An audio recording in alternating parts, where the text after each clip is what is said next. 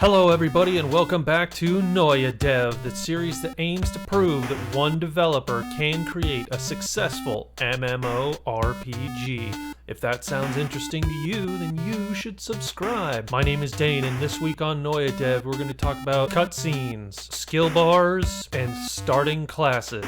Let's get into this.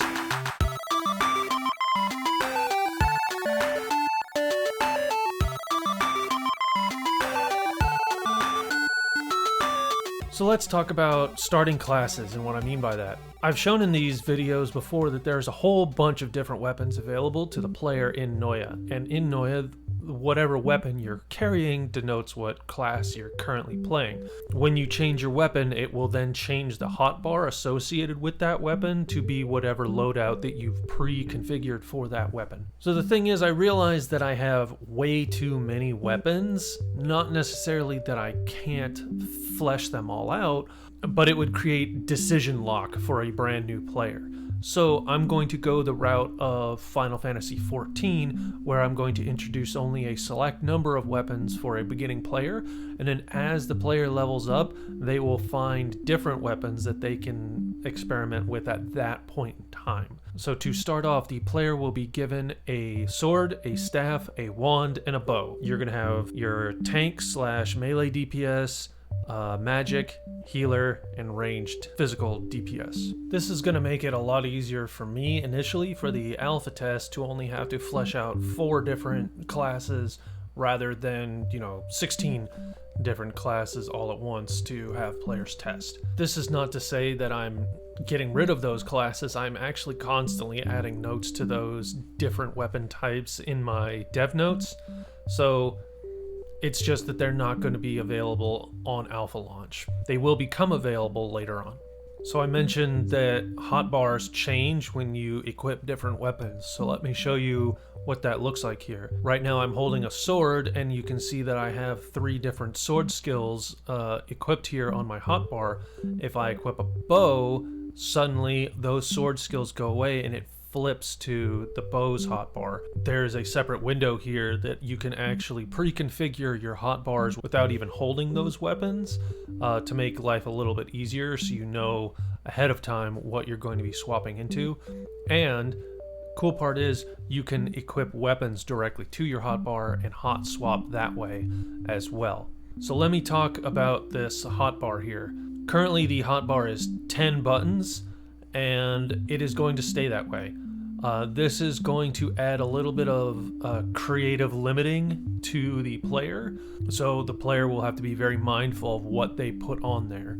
This is all the hotkey real estate you will ever have. Part of the reason for this is because Noia is planned to release on multiple different platforms, including mobile. I can't have a super convoluted UI system like, say, EverQuest or Aeon or something like that, where it's got 12 different hotbars and 70 buttons. That just doesn't work on a mobile platform, so I need to keep it more concise. By limiting it to 10 buttons, I can now create a mobile UI that will work with that limitation. The mobile UI will most likely look similar to this. This UI is from MapleStory M, the MapleStory mobile game, where you have a main button and then 4 radial buttons around it. You'll be able to swap those 5 buttons there for the other 5 with a little back and forth hotkey. So cutscenes. Unity has something pre-built into it called Timeline that I am utilizing for the cutscenes in Noia. It plays out very much like video editing software, with way too much functionality on one side and way too little functionality on the other side. If that sounds confusing to you, just look up the documentation for Timeline. Trust me, it's a tangled mess of Christmas lights. I was able to create a clone of the player that will duplicate the player's current equips, so when a cutscene plays, it will be able to pull the player's camera away from that and show just what the player needs to see, not all the other players and all the other monsters around them.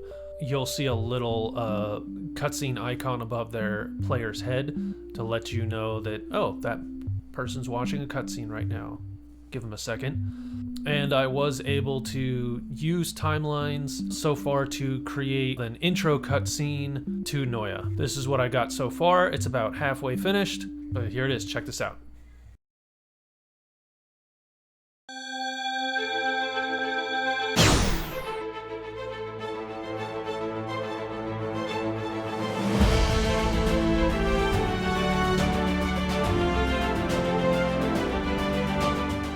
So that's all I got for this week.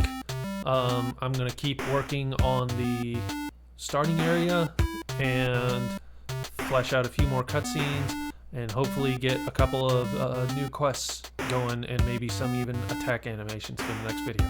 So we'll see you next time. Thanks.